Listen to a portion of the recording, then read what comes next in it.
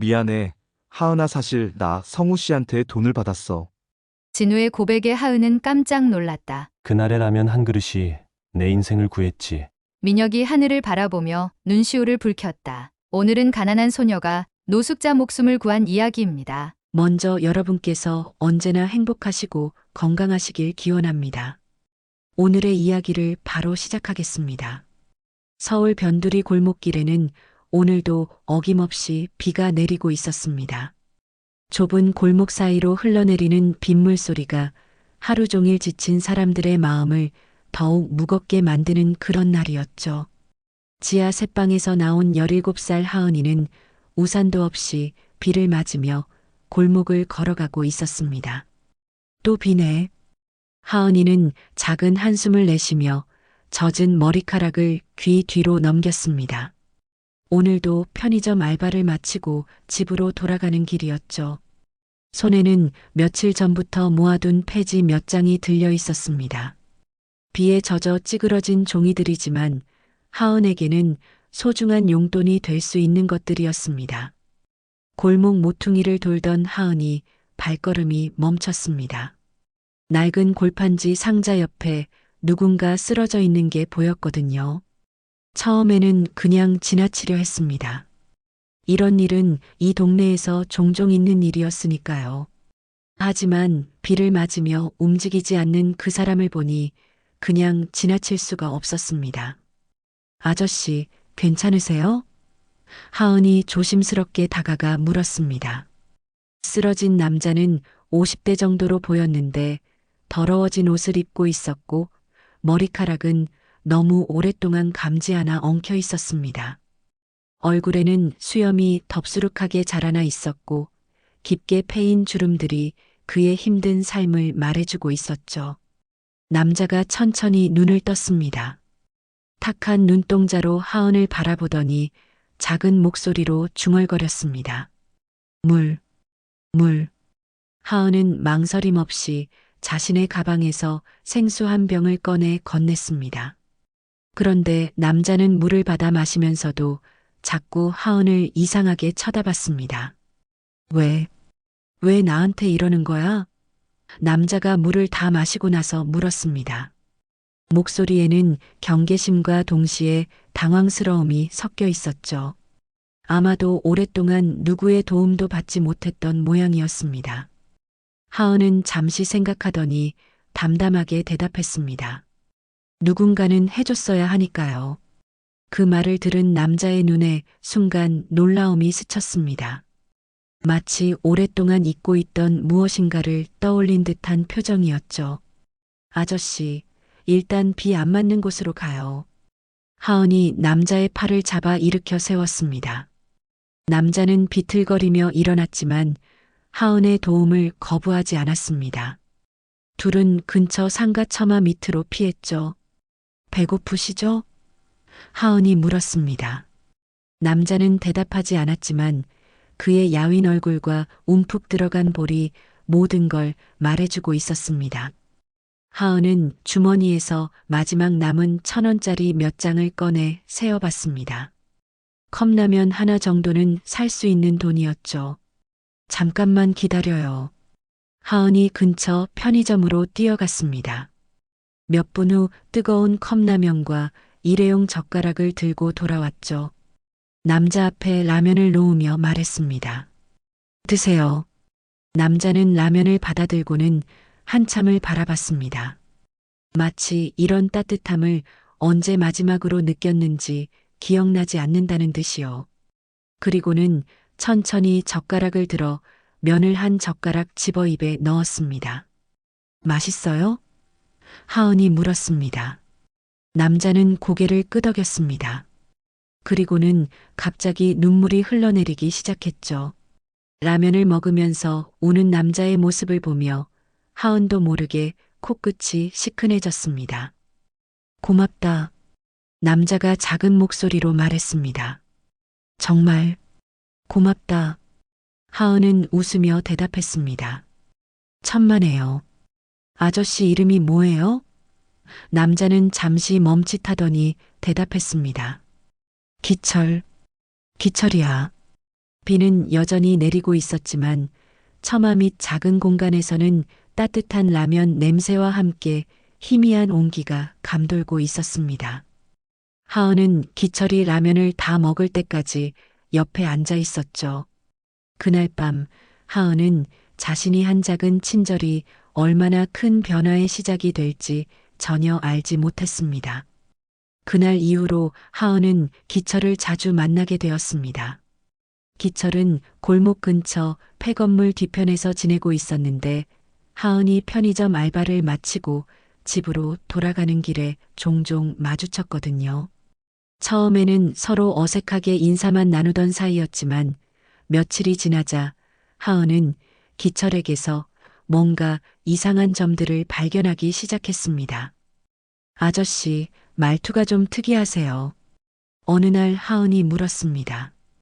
기철은 가끔 높임말과 반말을 섞어 쓰곤 했는데 마치 오랫동안 제대로 된 대화를 하지 못한 사람 같았어요. 그런데 가끔씩 아주 정중하고 품격 있는 말투로 바뀔 때가 있었죠. 아, 그런가? 기철이 당황하며 대답했습니다. 오래 혼자 지내다 보니. 하지만 하은이 더 놀란 건 기철이 혼잣말을 할 때였습니다. 가끔씩 영어나 일본어 같은 외국어가 섞여 나왔거든요. 노숙자치고는 너무 이상했어요. 며칠 후 하은은 기철과 함께 공원 벤치에 앉아 있었습니다. 근처에서 클래식 음악이 흘러나오고 있었는데 갑자기 기철이 중얼거리기 시작했습니다. 베토벤의 9번 교향곡. 합창. 참 오랜만이네. 하은은 깜짝 놀랐습니다. 베토벤이 누구인지도 모르는 또래 친구들이 대부분인데 기철은 마치 그 음악을 아주 잘 아는 것 같았어요. 아저씨, 음악 좋아하세요? 하은이 조심스럽게 물었습니다. 기철은 순간 멈칫하더니 고개를 저었습니다. 아니야. 그냥 어디선가 들어본 것 같아서. 하지만 그의 눈빛에는 뭔가 그리운 듯한 감정이 스쳐 지나갔죠. 그날 저녁 하은이 알바를 마치고 집으로 가던 중이었습니다. 골목 어귀에서 소란스러운 소리가 들려왔어요. 달려가 보니 동네 양아치들 서너 명이 기철을 둘러싸고 있었습니다. 이 쓰레기 같은 놈이 또 여기서 뭐하고 있어? 그중 한 명이 기철의 어깨를 거칠게 밀쳤습니다. 기철은 비틀거리며 넘어졌지만 아무 말도 하지 않았어요. 야, 냄새나니까 다른 데 가서 쳐자.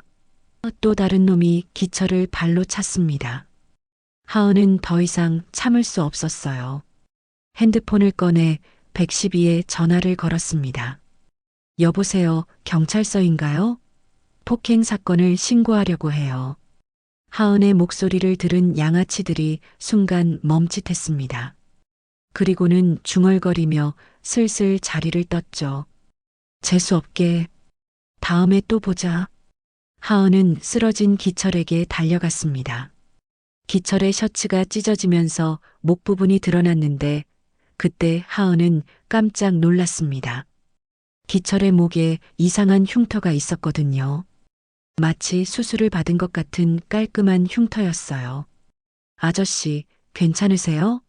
하은이 기철을 일으켜 세우며 물었습니다. 기철은 고개를 끄덕였지만 얼굴이 창백해져 있었어요. 곧 경찰이 도착했습니다. 어떻게 된 일인지 말씀해 주세요. 경찰관이 하은에게 물었습니다. 하은은 상황을 자세히 설명했고 기철도 간단한 조서를 받았습니다. 그런데 신상 정보를 적는 과정에서 문제가 생겼어요. 성함이 어떻게 되세요? 경찰관이 물었습니다. 기철입니다. 기철이 대답했죠. 성은요? 그냥 기철입니다. 기철의 목소리가 작아졌어요. 경찰관은 이상하다는 표정을 지었습니다. 신분증이나 주민등록증 있으세요? 없어요. 기철이 고개를 숙였습니다. 경찰관은 어쩔 수 없이 기철의 지문을 채취하기로 했어요. 신원 확인을 위해서였죠. 지문을 채취하는 동안 기철은 계속 불안해했습니다. 마치 뭔가 들킬까봐 두려워하는 것 같았어요. 하은은 그런 기철을 보며 의아했습니다. 단순한 폭행 피해 신고인데 왜 이렇게 긴장하는 걸까요? 며칠 후 하은은 기철을 찾아갔습니다. 그런데 기철의 상태가 이상했어요. 계속 중얼거리면서 뭔가를 떠올리려고 애쓰고 있었거든요. 꿈을 꿨어. 기철이 하은을 보며 말했습니다.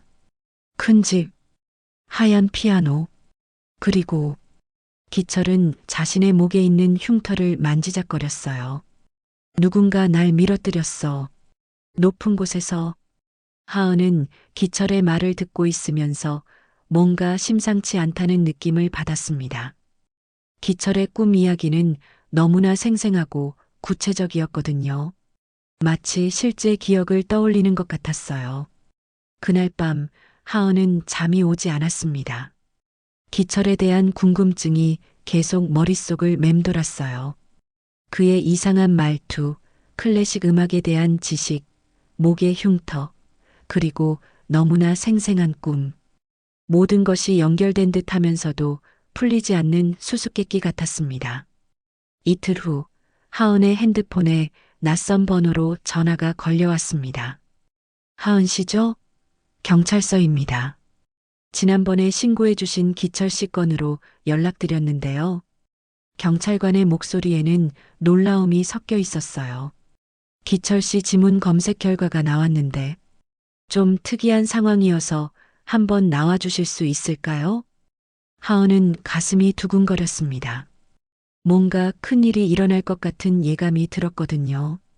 기철의 정체에 대한 진실이 드디어 밝혀질 시간이 온 것 같았습니다. 경찰서로 향하는 길에 하은의 마음은 복잡했습니다.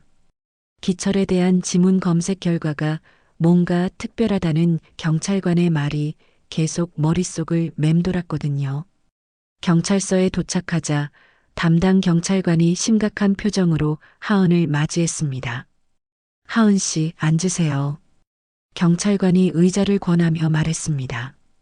기철 씨에 대해 좀 놀라운 사실이 밝혀졌어요. 그분의 지문이 실종자 데이터베이스에서 발견됐거든요. 하은은 숨을 멈췄습니다. 실종자요? 네, 그런데 보통 실종자가 아니에요. 경찰관이 컴퓨터 화면을 돌려 보여주었습니다. 본명은 장민혁. 30년 전 장씨 그룹 회장의 장남으로 26살에 등산 중 실종됐다고 기록되어 있습니다. 하은은 믿을 수 없다는 표정을 지었습니다. 기철이 재벌가의 아들이라니요. 그럼 기철 아저씨가 정말? 네, 장민혁이 맞는 것 같아요. 하지만 문제는 가족들에게 연락했는데 반응이 좀 이상해요. 그때 경찰서 문이 열리면서 정장을 입은 사람들이 들어왔습니다. 맨 앞에 서 있는 남자는 40대 후반으로 보였는데 차가운 인상을 하고 있었어요. 뒤따라온 여자는 화려한 옷차림에 성형한 티가 역력했습니다. 저희가 장성우와 김미선입니다. 남자가 말했습니다. 민혁이는 어디 있나요? 하은은 그들의 목소리에서 반가움보다는 부담스러움을 느꼈어요. 30년 만에 나타난 가족을 맞이하는 태도치고는 너무 차갑게 느껴졌거든요. 현재 병원으로 이송됐습니다. 경찰관이 설명했습니다. 지금 상태가 좋지 않아서요. 성우가 미선을 쳐다보더니 작은 한숨을 내쉬었습니다. 참 골치 아픈 일이군요. 하은은 그 말이 이상했습니다. 30년 만에 돌아온 가족에게 할 말이었을까요? 미선도 마찬가지였어요. 병원비는 누가 내는 거예요? 그녀가 물었습니다. 하은은 점점 화가 나기 시작했어요. 저희가 병원에 가서 확인해 보겠습니다. 성우가 말했습니다. 그들이 나간 후 경찰관이 하은에게 말했습니다. 같이 가실래요? 기철 씨. 아니, 민혁 씨가 아는 사람이 옆에 있으면 좋을 것 같은데요. 병원에 도착했을 때 민혁은 의식을 잃은 상태였습니다. 의사 선생님은 영양실조와 과로로 인한 쇠약이라고 했어요. 하은이 병실 문 앞에서 망설이고 있을 때 안에서 성우와 미선의 대화 소리가 들려왔습니다. 정말 민혁이 맞나? 성우가 물었습니다. 아직 확실하지 않아요. 30년이나 지났는데. 미선이 대답했어요. 만약 정말 민혁이라면 어떻게 할 거예요? 그럼 어떻게 하겠어? 받아들여야지. 성우의 목소리에는 전혀 기쁨이 없었어요. 하은이 문을 열고 들어가자 둘은 대화를 멈췄습니다. 안녕하세요. 하은이 인사했습니다. 성우가 하은을 위아래로 훑어보더니 물었습니다. 당신이 민혁을 돌봐준 학생인가요? 네, 하은이에요. 고생 많았네요. 미선이 가식적인 미소를 지으며 말했습니다. 그런데 이제는 가족이 나섰으니까 더 이상 신경 쓰지 않으셔도 돼요. 하은은 그 말에 뭔가 섭섭함을 느꼈어요. 마치 이제 그만 물러나라는 뜻으로 들렸거든요. 그때 민혁이 신음을 내며 눈을 떴습니다. 어디지? 민혁이 주변을 둘러보다가 하은을 발견하고는 안도의 표정을 지었어요. 하은아. 하지만 성우와 미선을 보자 얼굴이 굳어졌습니다. 민혁아, 나야. 성우. 성우가 다가가며 말했습니다. 민혁은 성우를 바라보더니 천천히 고개를 끄덕였어요. 성우. 많이 컸네. 하지만 그의 목소리에는 반가움보다는 어색함이 묻어 있었습니다. 형, 어떻게 살았어요? 30년 동안. 성우가 물었습니다. 민혁은 대답하지 않았어요. 대신 자신의 머리를 감싸쥐며 고통스러워했습니다. 머리가 기억이 잘 안 나. 의사가 들어와 민혁의 상태를 확인했습니다. 아직 몸이 많이 약한 상태입니다. 정신적 충격도 있는 것 같고요. 무리하지 마시고 천천히 회복하셔야 해요. 성우는 의사에게 물었습니다. 언제쯤 퇴원할 수 있나요? 최소 일주일은 입원해야 할 것 같습니다. 그날 밤 하은은 민혁을 혼자 간병했습니다. 성우와 미선은 급한 일이 있다며 먼저 돌아갔거든요. 민혁이 잠에서 깨어 하은을 보고는 작은 미소를 지었어요. 하은아, 고마워. 민혁이 말했습니다. 내가 정말 저 사람들 형제가 맞나? 하은은 민혁의 불안한 표정을 보며 마음이 아팠어요. 기억이 안 나세요? 조금씩 조각조각 떠오르는데 뭔가 이상해. 어떻게 이상한데요? 하은이 물었습니다. 민혁은 잠시 생각하더니 말했습니다. 성우가 나를 밀어뜨렸어. 높은 곳에서. 민혁의 얼굴이 창백해졌어요. 아니야. 그럴 리 없어. 내 기억이 잘못된 거야. 하은은 민혁의 말을 듣고 소름이 돋았습니다. 만약 민혁의 기억이 맞다면 그의 실종은 사고가 아니라 다른 이유가 있을지도 모르거든요. 기철. 아니, 민혁 아저씨, 더 기억나는 게 있어요?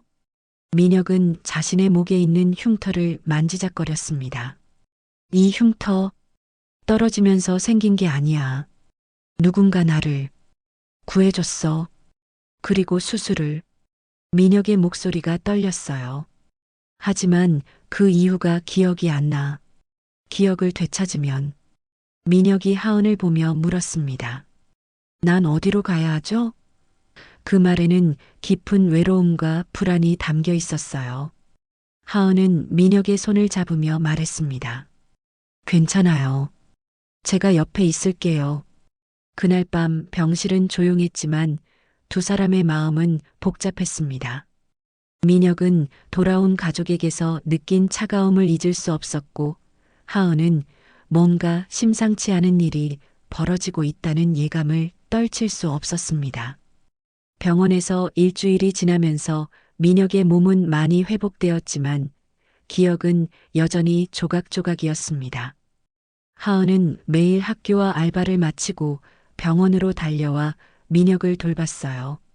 성우와 미선은 처음 며칠만 얼굴을 비추고는 바쁘다는 핑계로 잘 나타나지 않았습니다. 하은아, 미안해. 민혁이 말했습니다. 내가 왜 나 같은 사람을. 그런 말하지 마세요. 하은이 민혁의 말을 끊었어요. 가족이잖아요. 민혁은 하은의 말에 따뜻한 미소를 지었습니다. 혈연으로 맺어진 가족보다 하은이 더 가족 같다는 생각이 들었거든요. 그날 밤 민혁은 또다시 악몽을 꾸었습니다. 높은 절벽 위에서 누군가와 이야기를 나누고 있는데 갑자기 등 뒤에서 강한 힘이 밀어냈어요. 떨어지면서 본 얼굴은 성우였습니다. 민혁은 식은땀을 흘리며 깨어났어요. 또 그 꿈이죠? 하은이 물었습니다. 민혁이 고개를 끄덕였어요. 점점 선명해져. 그날 정말로 성우가 나를. 혹시 성우 씨와 무슨 일이 있었나요? 어렸을 때요. 민혁은 천천히 기억을 더듬어 봤습니다. 아버지가 내게만 관심을 보였어. 성우는 계모의 아들이었거든. 그런데 아버지는 성우를 친아들처럼 대하지 않았지. 민혁의 목소리가 떨렸어요. 회사 일도 내게만 가르쳐주고 성우는 항상 소외감을 느꼈을 거야. 그래서 성우 씨가 아직 확신할 수는 없어. 하지만 그날 절벽에서 민혁이 자신의 머리를 감쌌습니다. 성우가 말했어. 형이 없으면 모든 게 내 것이 될 텐데라고. 하은은 민혁의 말을 듣고 섬뜩함을 느꼈습니다. 만약 정말로 성우가 민혁을 죽이려 했다면 지금 상황이 얼마나 위험한지 알 수 있었거든요. 민혁 아저씨, 우리가 증거를 찾아야 해요. 무슨 증거? 그날 일에 대한 증거요. 신문 기사나 사고 기록 같은 거요. 하은이 핸드폰을 꺼내며 말했습니다. 인터넷에서 찾아볼게요. 하은은 장민혁 실종이라고 검색했어요. 몇 개의 기사가 나왔습니다. 장씨 그룹 장남 장민혁, 설악산 등반 중, 실종, 수색 일주일째, 장민혁 행방 여전히 묘연, 장민혁 실종 한 달, 가족들 오열 같은 제목들이었어요. 하은이 기사를 읽어주자 민혁의 표정이 점점 어두워졌습니다. 여기 봐요. 하은이 한 기사를 가리키며 말했습니다. 목격자 증언이 있어요.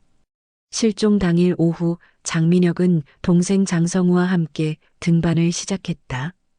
하지만 성우는 중간에 컨디션 난조로 하산했고 민혁만 홀로 정상을 향해 올라갔다고 진술했다고 나와 있어요. 민혁이 갑자기 소리쳤습니다. 거짓말이야. 병실이 조용해졌어요. 성우는 끝까지 나와 함께 있었어.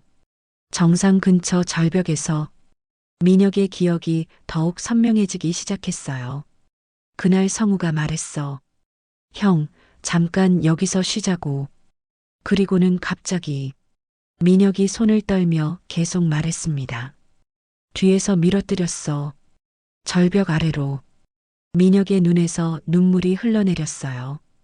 그럼 어떻게 살아났어요? 하은이 물었습니다. 절벽 중간에 나무가 있었어. 거기에 걸려서. 그리고 나를 구해준 사람이 있었지. 민혁이 자신의 목 흉터를 만지며 말했습니다. 산 아래 사는 할아버지였어. 응급처치를 해주고 병원으로 데려갔지. 그럼 왜 집으로 돌아가지 않았어요? 그게. 민혁이 머리를 감쌌습니다. 뇌진탕이 심했어. 기억을 완전히 잃었거든. 할아버지가 나를 기철이라고 불렀는데 그게 내 이름인 줄 알았지. 하은은 점점 진실에 가까워지고 있다는 느낌을 받았습니다. 그럼 할아버지는 어떻게 됐어요? 몇 년 전에 돌아가셨어. 그 후로 혼자 살게 됐지. 민혁의 목소리가 쓸쓸했어요. 민혁 아저씨, 이제 어떻게 할 거예요? 하은이 물었습니다. 성우에게 진실을 말할 거예요? 민혁은 고개를 저었어요. 아직 확실한 증거가 없어. 그리고 민혁이 망설였어요. 무서워. 그때 병실 문이 열리며 성우가 들어왔습니다. 형, 컨디션이 어때? 성우는 평소와 다름없는 표정이었지만 민혁은 온몸이 경직됐어요. 하은도 긴장했습니다. 괜찮아. 민혁이 짧게 대답했어요. 성우는 민혁을 유심히 바라보더니 물었습니다. 혹시 기억이 좀 돌아왔어? 민혁과 하은이 시선을 교환했어요. 아니야. 아직 잘 모르겠어. 그렇구나. 성우가 안도의 표정을 지었어요. 그 모습을 본 하은은 확신했습니다. 성우는 민혁이 기억을 되찾는 걸 원하지 않는다는 걸요. 그런데 형, 태어나면 어디서 지낼 거야? 아직. 민혁이 망설였어요. 성우가 말했습니다. 우리 집에 와서 지내. 가족이잖아. 하지만 그의 목소리에는 전혀 진심이 담겨 있지 않았어요. 민혁은 고개를 저었습니다. 아니야, 괜찮아.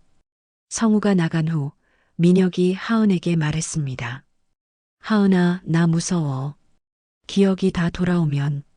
성우가 또 나를. 하은은 민혁의 손을 꽉 잡았어요. 괜찮아요. 제가 도와드릴게요. 우리가 진실을 밝혀내요. 그날 밤 하은은 집에서 인터넷을 뒤지며 더 많은 정보를 찾았습니다. 그때 어머니가 들어왔어요. 하은아, 요즘 왜 이렇게 늦게 들어와? 하은은 어머니에게 모든 걸 털어놓았습니다. 어머니, 도와주세요. 민혁 아저씨가 위험해요. 어머니는 하은의 말을 듣고 심각한 표정을 지었어요. 그런 일이 있었구나. 우리가 도와야지. 하은은 어머니의 말에 힘을 얻었습니다. 이제 혼자가 아니었거든요. 민혁이 태어난 지 며칠 후 하은은 그를 위해 작은 고시원 방을 구해주었습니다. 어머니와 함께 모은 돈으로 한 달치 월세를 내고 기본적인 생필품도 마련해줬어요.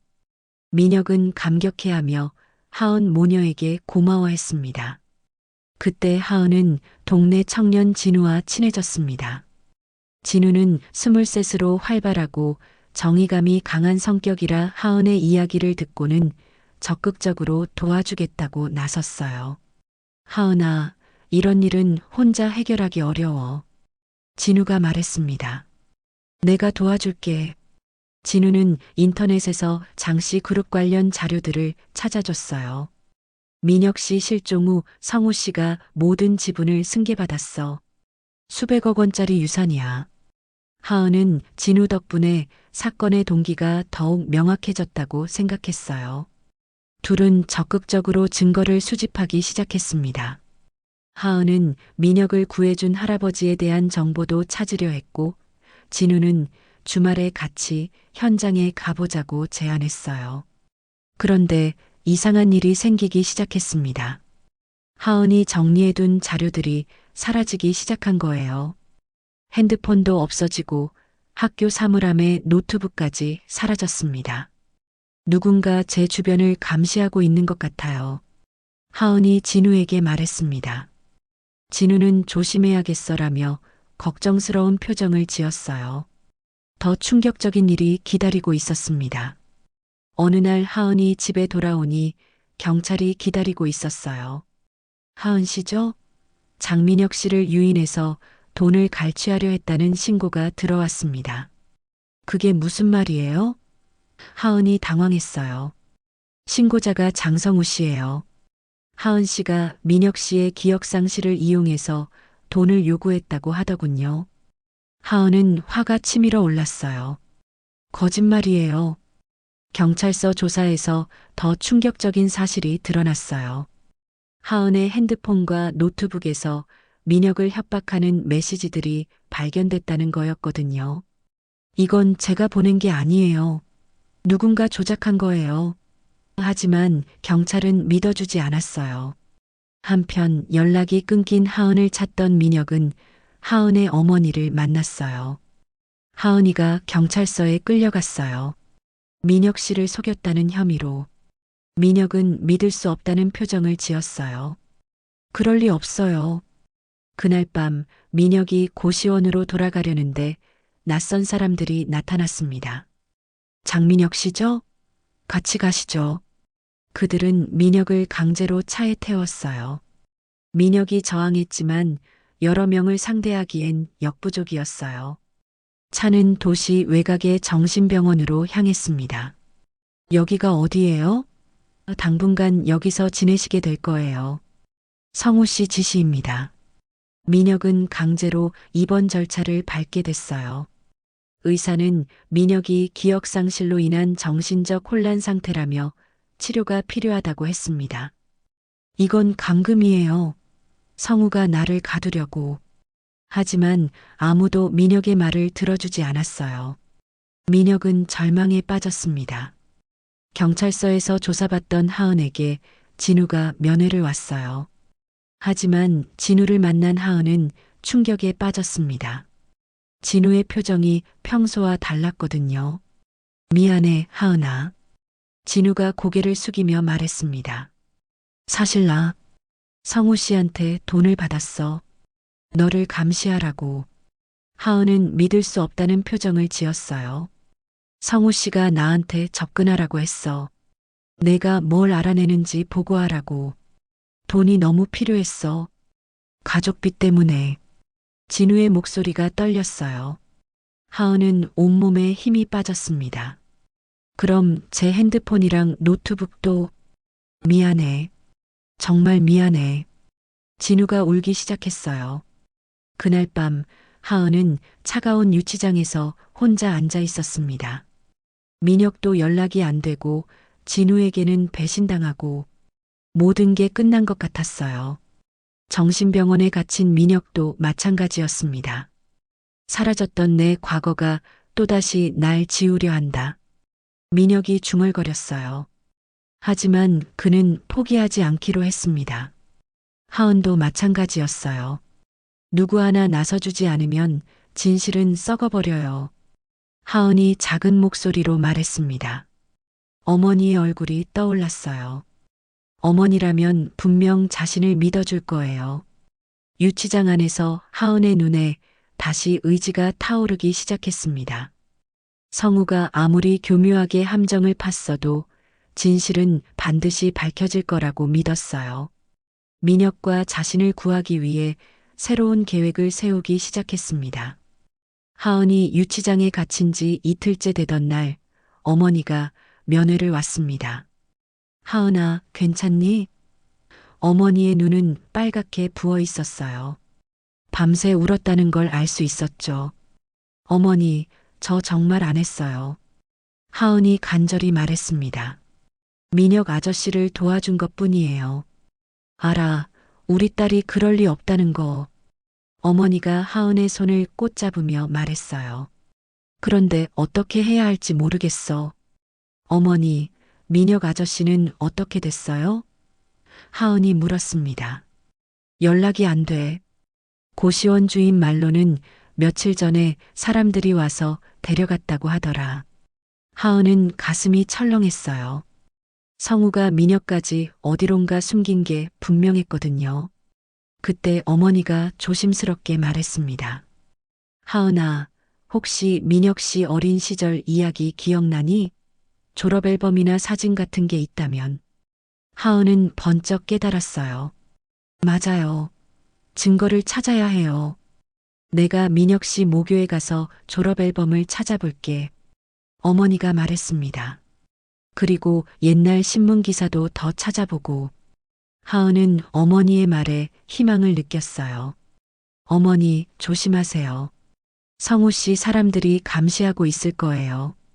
며칠 후 어머니는 놀라운 발견을 했습니다. 민혁의 중학교 졸업 앨범에서 그의 사진을 찾았고 더 중요한 건 그 시절 친구 중에 현재 기자로 활동하는 윤기호라는 사람이 있다는 사실이었어요. 어머니는 용기를 내어 윤기호에게 연락했습니다. 안녕하세요. 장민혁 씨와 관련해서 연락드렸는데요.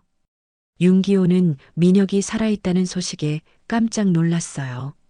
정말요? 민혁이가 살아있다고요? 네, 하지만 지금 위험한 상황이에요. 어머니가 상황을 설명하자 윤기호는 즉시 관심을 보였어요. 제가 도와드리겠습니다. 민혁이는 제 절친이었거든요. 윤기호는 전문 기자답게 체계적으로 접근했습니다. 먼저 30년 전 사고 기록을 다시 조사하고 당시 수색에 참여했던 구조대원들을 찾아 인터뷰했어요. 그 과정에서 중요한 증언을 얻을 수 있었습니다. 당시 구조대장이었던 김철수 씨 말로는 성우 씨가 수색 지역을 자꾸 다른 곳으로 유도했다고 하더군요. 윤기호가 어머니에게 전화로 말했어요. 마치 민혁 씨를 찾지 못하게 하려는 것 같았다고. 한편 정신병원에 갇힌 민혁은 탈출을 시도하고 있었습니다. 병원은 외부와 완전히 차단된 곳이었지만 민혁은 포기하지 않았어요. 며칠간 관찰한 결과 야간 근무자가 가장 적은 시간대를 파악했습니다. 어느 날 밤 민혁은 기회를 잡았습니다. 간병사가 잠깐 자리를 비운 사이 병실 문을 열고 복도로 나왔어요. 하지만 얼마 못 가서 보안요원에게 발각되고 말았습니다. 어디 가시는 거예요? 보안요원이 민혁을 붙잡았어요. 나 여기서 나가야 해. 내가 환자가 아니라고. 민혁이 소리쳤지만 아무도 믿어주지 않았어요. 오히려 더 엄격한 감시를 받게 됐습니다. 그 무렵 윤기호는 결정적인 증거를 찾았습니다.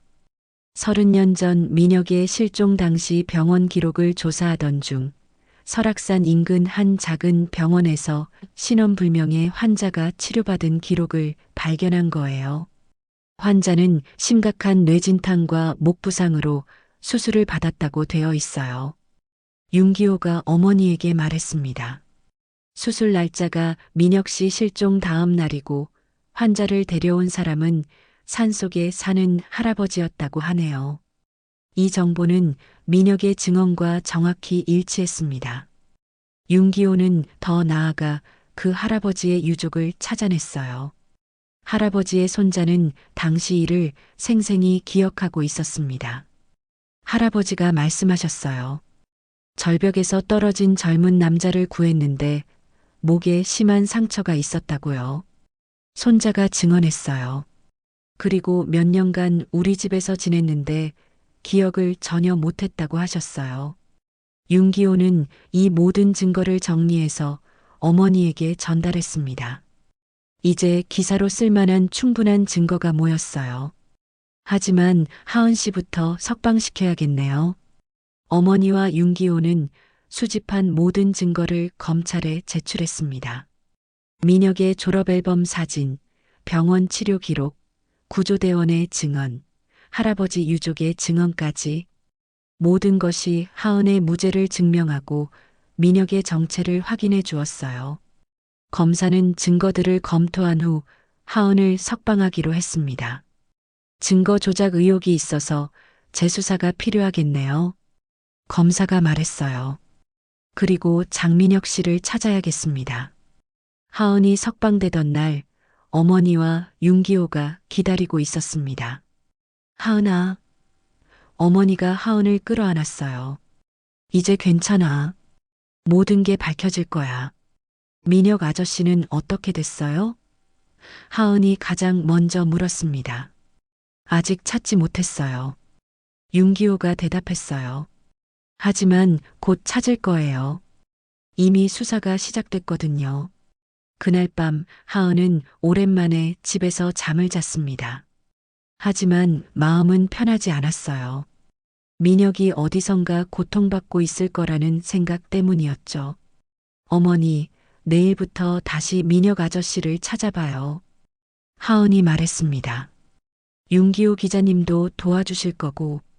그래, 우리가 반드시 찾아내자. 어머니가 하은의 손을 잡으며 말했어요. 한편 성우는 점점 불안해지고 있었습니다. 언론에서 민혁 실종 사건에 대한 재조사 소식이 흘러나오기 시작했거든요. 그는 더 이상 민혁을 숨겨둘 수 없다는 걸 깨달았어요. 그날 밤 성우는 중대한 결정을 내렸습니다. 모든 걸 끝내야 할 때가 온 거예요. 하지만 그는 하은과 윤기호가 얼마나 끈질기게 진실을 추적하고 있는지 몰랐습니다. 진실은 이미 멈출 수 없는 거대한 흐름이 되어 있었거든요. 윤기호가 준비한 기사가 포털 사이트 메인에 올라간 것은 이른 아침이었습니다. 30년 전 실종된 재벌가 장남, 살아있었다라는 제목의 기사는 순식간에 화제가 됐어요. 기사에는 민혁의 졸업앨범 사진과 병원 치료 기록, 구조대원의 증언이 상세히 담겨 있었습니다. 성우는 기사를 보자마자 경악했습니다. 어떻게 이런 일이? 그는 즉시 정신병원에 전화를 걸었어요. 장민혁을 당장 다른 곳으로 옮겨. 하지만 이미 늦었습니다. 기사를 본 시민들의 제보가 쏟아지기 시작했거든요. 한편 민혁은 병실에서 간병사들의 수군거리는 소리를 들었습니다. 인터넷에 난리 났어. 여기 있는 환자가 재벌가 아들이래. 민혁은 귀를 기울였어요. 장민혁이라는 사람이. 민혁의 가슴이 뛰기 시작했습니다. 드디어 누군가 자신의 존재를 알아준 거예요. 그는 기회를 놓치지 않기로 했습니다. 점심시간에 간병사가 문을 열자 민혁은 있는 힘을 다해 뛰쳐나갔어요. 잡아요. 간병사들이 소리쳤지만 민혁은 멈추지 않았습니다. 복도를 달려 계단을 내려가며 소리쳤어요. 나는 장민혁이다. 나를 여기 가둔 건 성우야. 병원 로비에는 마침 면회객들이 있었습니다. 민혁의 외침을 들은 사람들이 핸드폰으로 영상을 찍기 시작했어요. 도와주세요. 나는 환자가 아니에요. 민혁이 절규했습니다. 보안 요원들이 달려와 민혁을 제지하려 했지만 이미 영상은 실시간으로 인터넷에 올라가고 있었어요. 댓글들이 쏟아졌습니다. 진짜 기사에 나온 그 사람 같은데? 왜 정신병원에 가둬놨지? 하은은 집에서 그 영상을 보고 즉시 윤기호에게 연락했습니다. 기자님, 민혁 아저씨 찾았어요. 윤기호도 이미 영상을 확인하고 있었어요. 지금 그 병원으로 가고 있어요. 하은 씨도 같이 가시죠. 병원에 도착한 윤기호와 하은은 민혁이 강제로 병실로 끌려가는 모습을 봤습니다. 민혁 씨. 하은이 소리쳤어요. 민혁이 하은을 보고는 눈물을 흘렸습니다. 하은아, 나 여기 갇혀 있었어. 윤기호는 즉시 카메라를 꺼내 촬영하기 시작했어요. 저는 기자 윤기호입니다. 장민혁 씨가 왜 이곳에 강제 입원되어 있는지 설명해 주세요. 병원 관계자들은 당황했어요. 그때 병원 밖에서 소란이 일었습니다. 성우가 검은 정장 차림의 사람들과 함께 나타난 거예요. 형님을 데리러 왔습니다. 성우가 차갑게 말했어요. 하지만 윤기호는 물러서지 않았습니다. 장성우 씨, 왜 형님을 정신병원에 가뒀나요? 윤기호가 마이크를 들이댔어요. 성우는 당황하며 대답했어요. 형님이 기억상실로 인한 정신적 혼란이 있어서.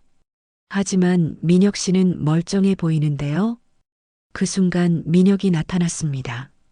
간병사들을 뿌리치고 나온 거예요. 성우야, 이제 그만해. 민혁의 목소리가 병원 전체에 울려 퍼졌습니다.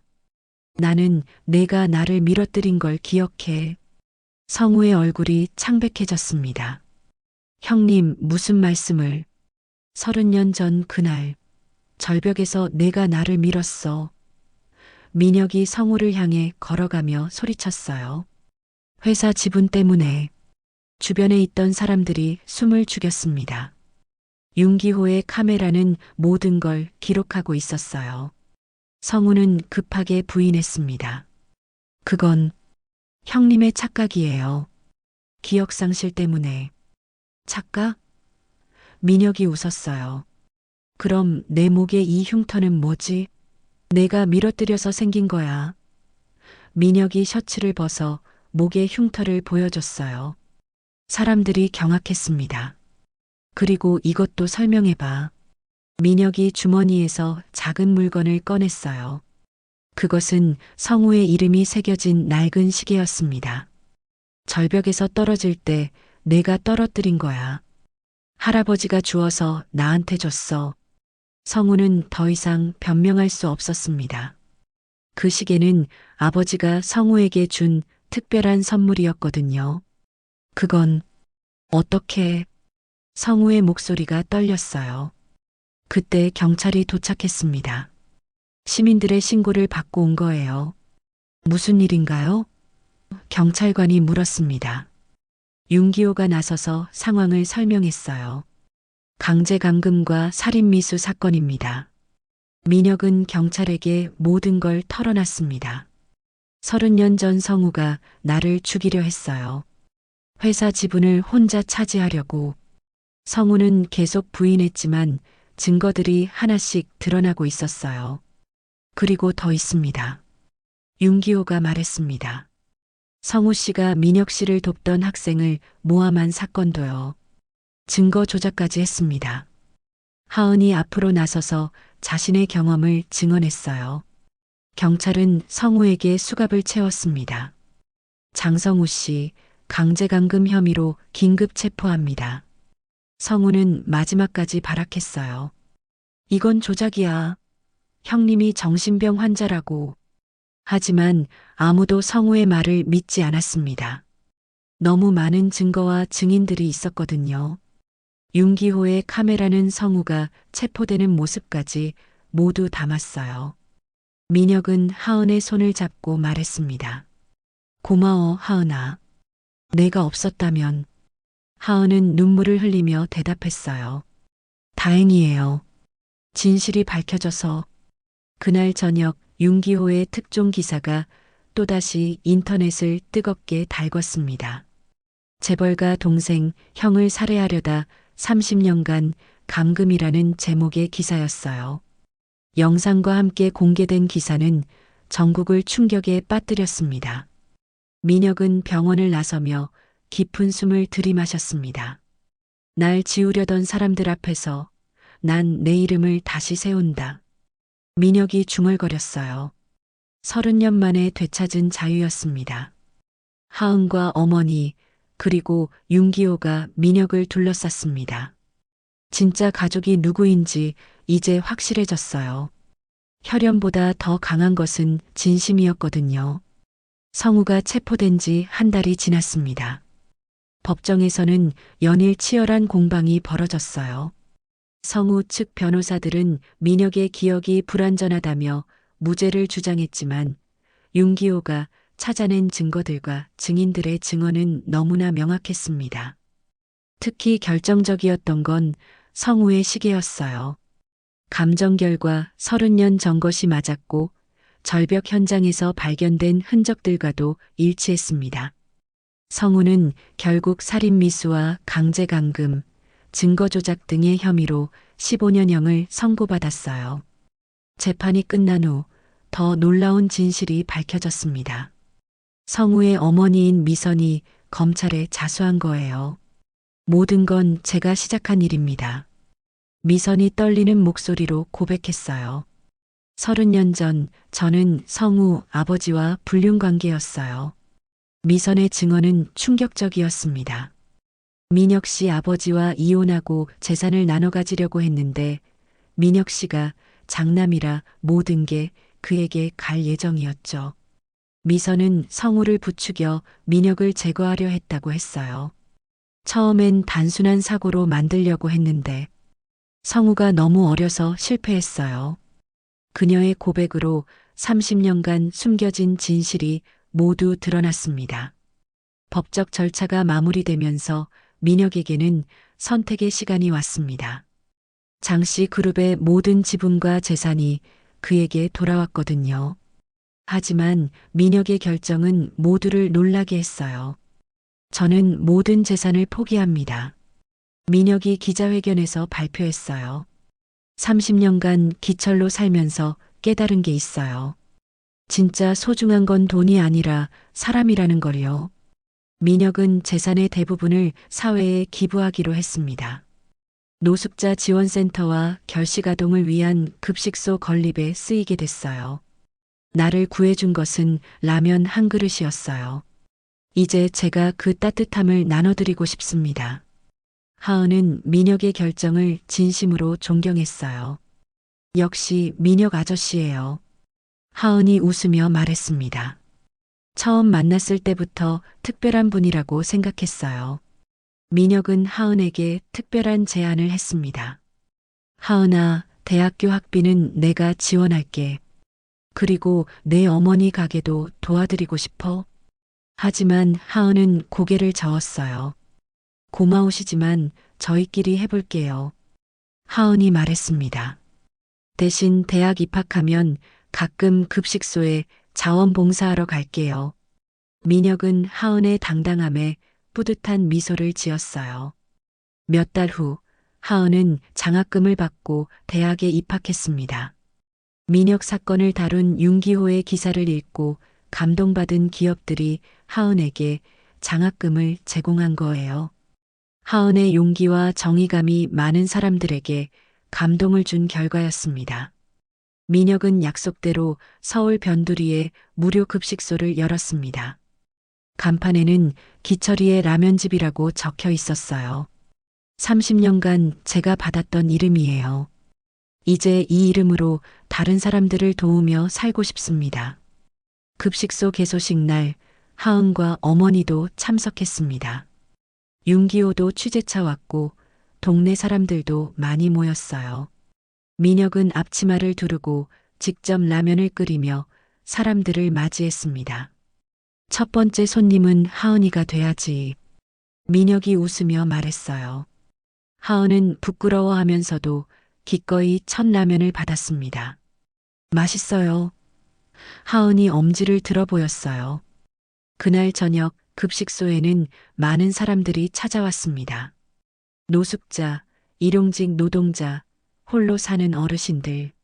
모두 따뜻한 라면 한 그릇에 마음이 훈훈해졌어요. 아저씨, 왜 이런 일을 하세요? 한 청년이 물었습니다. 민혁은 라면을 끓이면서 대답했어요. 옛날에 한 소녀가 저에게 라면 한 그릇을 줬거든요. 그 한 그릇이 제 인생을 바꿨어요. 민혁은 하은을 바라보며 계속 말했습니다. 그 소녀가 말했어요. 누군가는 해줬어야 하니까요라고.